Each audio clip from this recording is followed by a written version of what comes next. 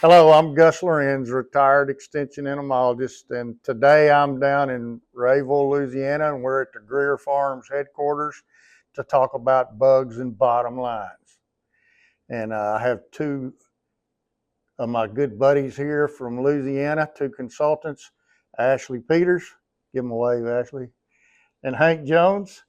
And we're going to talk about what's going on in the cotton crop. And so, guys, got off to a rough start, wouldn't you say? It's been a wet spring and somewhat abnormally cool, in my opinion. In my territory on the acres that I check, very little April cotton, which is typically where most of my acres fall into is in April. But I would say most of my cotton right now is either from cotyledon stage to two leaf, with my April cotton, and I know you've got a good bit of April cotton south of here. It's around 8 or 9 node. Starting to put on some squares right now, but cotton acres were a lot less this year, and so with these speed planters, it doesn't take long to plant a lot of cotton. Right. So Ashley, what? It's been a challenging spring. Yeah. We did get some early cotton in, and it's 9-10 nodes squaring now, and we had to replant some acres because planting got a big rain after planting, and so we've got anywhere from probably be blooming soon to cotyledon cotton right now, and some of that's in the same vicinity. So. Yeah, it's crazy start, isn't it? So what about the thrips populations? What have y'all been seeing concerning thrips? We've seen a lot of thrips this year, probably more than the past few years. I'd say we've treated a lot of acres already, and we'll be treating some more. Probably next week when the weather breaks and it dries up some. But from my experience, seeing a lot more immatures earlier on. Just not hard to find them. They're not affecting the cotton a lot in a lot of places, but we're making treatments where we're seeing. So what are you using, Ashley? Primarily Intrepid Edge. We like the fairly quick knockdown and long residual of that, so we're where we can, where it makes economic sense, we're using Intrepid Edge. Gotcha. I'll echo Ashley. A lot of that April cotton, what was it thrive on? It was just sluggish. It was having a hard time breaking through. With all the poor conditions, and so it was not uncommon to find a lot of thrips. It immatures pretty early, even 1 and 2 leaf. Some of the stuff I was looking at. And even in my Thrive On this year, even though it wasn't doing any damage, there was a lot of thrips, that I was finding even in Thrive On. And so, which is not uncommon, but, it was just more thrips, overall. And so some of this later cotton that's coming into that first true leaf stage, I imagine, we'll probably be needing to hit it pretty soon too. And like Ashley, the only product we really can trust, in my opinion, is Intrepid Edge. With acephate and Bidrin, they're just, whether it's resistance or just tolerance, we're just not able to trust it anymore. And that's just one of the things I believe in is, it may cost a little bit more to use a premium product, but it's got to work. And so that's where I think we're at with Intrepid Edge. And so we were talking earlier about Thrive On. You got how much, what percentage? I would probably say 70%, maybe 70+% of my acres are in Thrive On cotton. So it went through the thrips. It just 25% of mine. So yeah, that's a lot of difference. It's territorial, and I think some of the reasons my farmers are using it, a lot of my farmers are very spread out. They may farm over a 50-mile kind of from point A to point B, and so some of that helps with efficiency. Especially if they're farming corn, if they're farming rice or beans, that little window in there where they don't have to spray for thrips. They don't have to pull the sprayer out of the corn, laying it by, and go run over their cotton. Right. That picks up, some efficiency on the farm. And then on the acres that I checked, we have not seen the yield drag that I am hearing in some areas, especially north of here, I'm hearing that, they're not able to really get any benefit yield wise from it. It's kind of tit for tat here. And I, in my experiences, some of the plant bug benefit that I'm seeing from it is probably more later season. Maybe after that 6 nodes above white flowers kind of. Yeah, we've kind of heard that. It starts separating out at that really point. feel like late season is where the benefit really starts showing up. Right. Yeah. Nothing really changes for me in thrive on or non-thrive on during that from pinhead square through 2 weeks after planting period. I mean, to me, it's the same. So you indicated cotton acreage is definitely down for y'all. So what are we talking about? What's the percentage reduction for y'all, Ashley? Probably right here in Richland Parish, probably off 30 or 40%. It's quite a bit. Yeah, I'd say my acres I checked I'm probably off 25 or 30%, but then maybe bumping 50%, in other areas. Yeah, I told some people, I think I'm down around 25 to 30%. My farmers that own cotton pickers really didn't. They were down some, but maybe 15 or 20%. They didn't cut it completely out. Right. It's the guys that maybe dive in when the markets are up, and have it custom picked. Maybe they've got 300 or 400 acres in any given year. Those guys bowed out this year. Yeah. They may go back in whenever the markets improve, but for right now, that they took the exit ramp on cotton for this year. But I would say I don't know Red River Valley and some of those other places in Louisiana, but for most of the true cotton farmers that are annual cotton farmers, I would say they were down 15, 20%. Enough to justify having pickers. Well, I guess there's good reason for that with the commodity prices where they are and cost of production going up. It really makes for y'all having to make some tough decisions from time to time about when you treat and how you treat and that kind of thing. And so what are your feelings, or what direction are you going as you come into the season when we're fixing to start getting busy with plant bug applications and that kind of stuff? How do you have an approach that, with all that in mind, that you're taking with your insect control? Yeah, we always have an approach, and I think, and Hank and I talked about this before the season started, that I can already hear the question coming when you say you need to spray these 2 products. It's going to be, is there anything cheaper, or can I do something else, or can we wait a week? So I think that's going to may alter our approach a little bit, and most guys around here start out early with a shot of imidacloprid, if they're going across the field for, putting out a herbicide or something. And then after that, if you don't want to use Bidrin early or acephate early, transform is about, that's what we turn to, and we know it's a great product, but it's also priced accordingly. So I think there's going to be a lot of give and take this year with guys that, hey, I want to use transform, I'll give you 2 applications, and after that we'll have to do something else, unless the price of cotton increases or something changes. So, you always start with an approach, but you got to be willing to change and alter it as the season goes. That's the real world, isn't it? Mm-hmm. How about you, Hank? I'll echo what he's saying. And Ashley and I, we talk almost every day during plant bug season, just to kind of compare what we're seeing in different places and whatnot. And most of the time, I would dare say we're kind of lock and key, kind of how we approach things.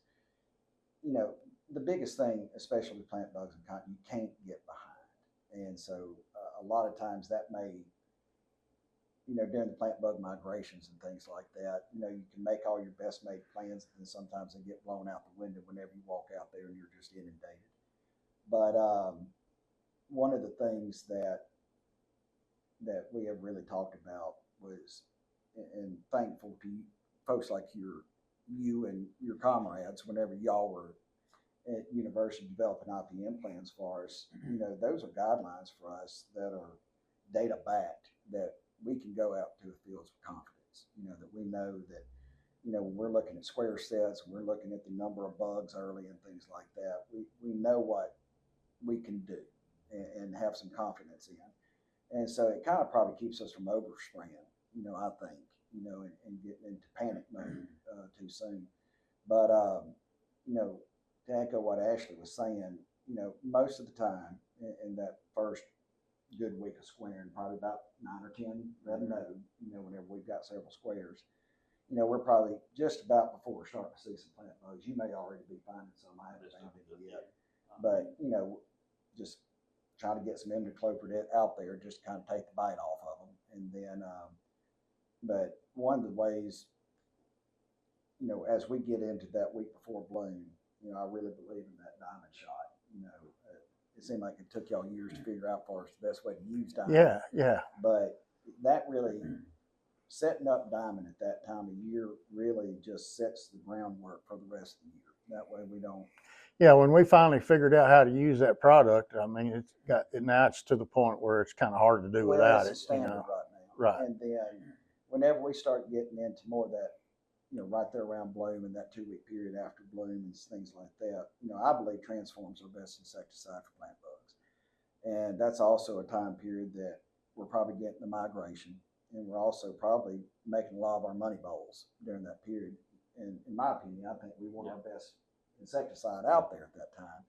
And so we may, go back to back. I know some situations in big migrations, we've gone back to back. Sometimes you do transform and then transform in diamond, or transform in diamond, things like that. And so, but, having your best insecticide out there in that time frame that you're making your money bowls and you probably have the most plant bugs out there, to me, that's where it fits the best. Yeah. And after that, then I'll probably go into more of the OPs. And I think getting those plant bugs under control prior to the canopy closing up on us is pretty critical, don't It's you? almost impossible if you get canopy closure.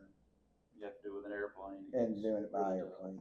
It seems like the last 2 or 3 years we've had maybe hotter conditions, more arid, during that July time frame, especially in August. And, whenever you're putting out any insecticide, number one, you want it to work. Number two, especially if it's got a price tag on it and you're going to be bumping $20 an acre, you really want it to work. You don't want it to evaporate before it hits the plane or hits a plant. So it's pretty crucial, to know. And I think even in our sampling techniques, I know Ashley and I have talked about the best ways to approach it. I know whenever I'm down there with my shake sheets, beating them off, I'll plant that and I'll pull back squares. I want to know where on the plant those little immatures are. Yeah. And most of the time they're down low. And so you can, like I said, getting ahead of them, if you get behind them, you'll never get down there to them once they get set up down low. Yeah.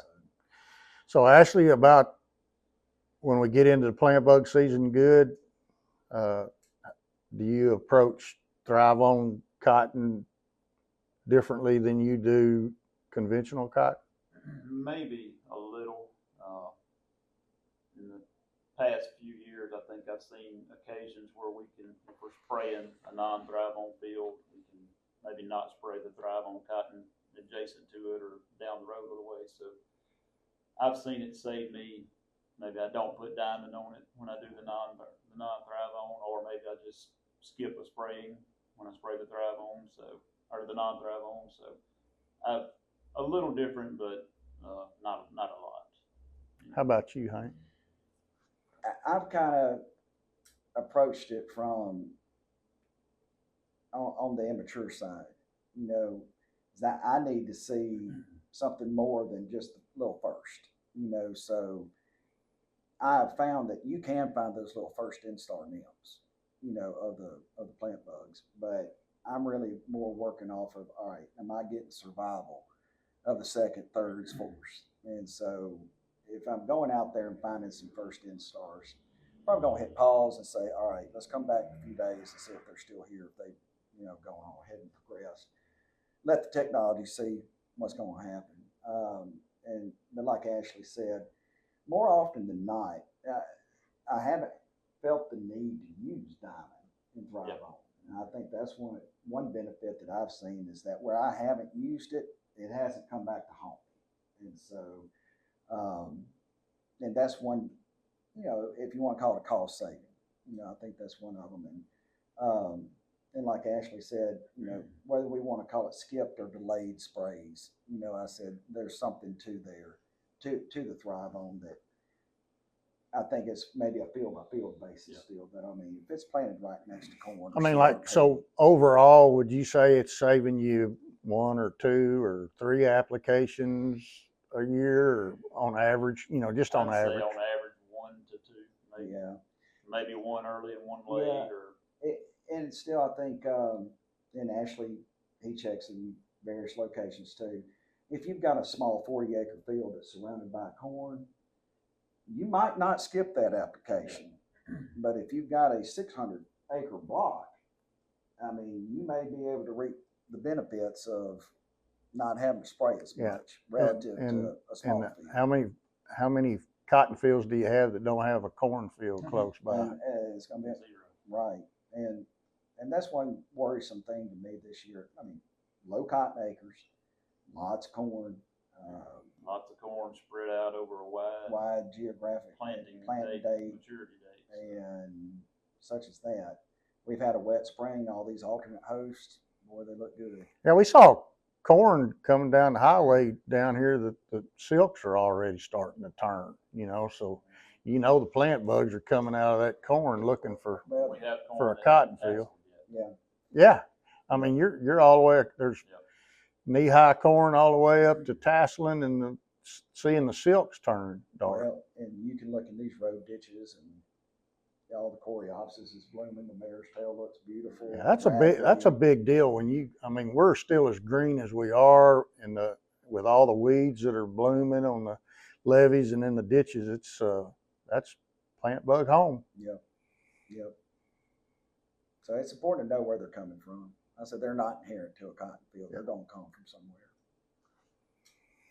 So I guess, when it comes to Bogard 3, and most of your cotton you don't have any dual gene cotton left, do you, on your acreage? It's about gone. That's amazing that transition happened pretty fast, didn't it? Well, they just about took it from us. I was going to say, it was kind of a force. We didn't have a choice. We didn't have a choice. So we're not going to have it anymore, so plant something else. Yeah, I was looking for some dual gene cotton in Arkansas. I can't find it. There's not any around. When you were talking about the transform applications and how they're working for you, what kind of rates are y'all using when you spray for plant bugs? Is it dependent on population, or do you just have a rate that you like to go with, or how does that work? If I'm mixing it with Diamond, and that's a treatment I like a lot, it looks really good, and I feel like gives us a little longer residual than Transform alone or something else with Diamond. If I'm mixing Transform and Diamond, I'll do 1.5 ounces. And if I'm going just Transform, depending on the time of the year, I may go 2 ounces and then try to get another Transform application somewhere within 12 to 15 days of the first one. Right. So you like the back-to-back if possible. Transform. Yeah. What about you, Hank?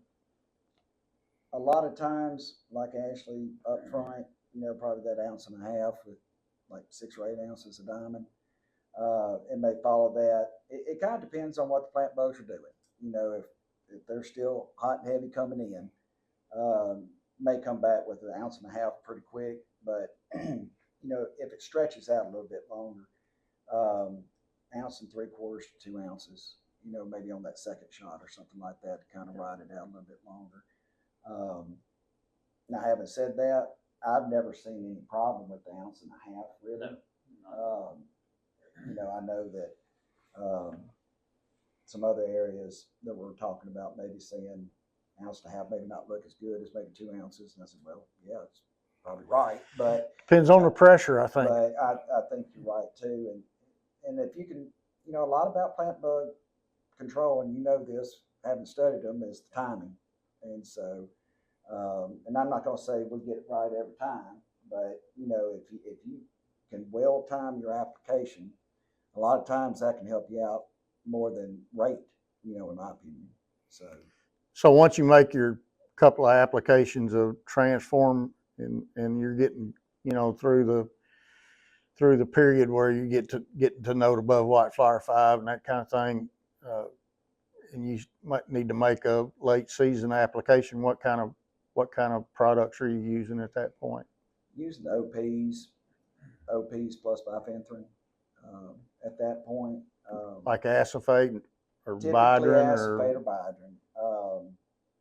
It really, at that point, it's probably more acephate than Bidrin, since acephate's a little bit cheaper. y'all aren't quite as concerned about spider mites down in this part of the country. I mean, you get them sometimes and they can be a problem, but Along the river parishes, I think I see them more over there on Macon Ridge and probably where we are now.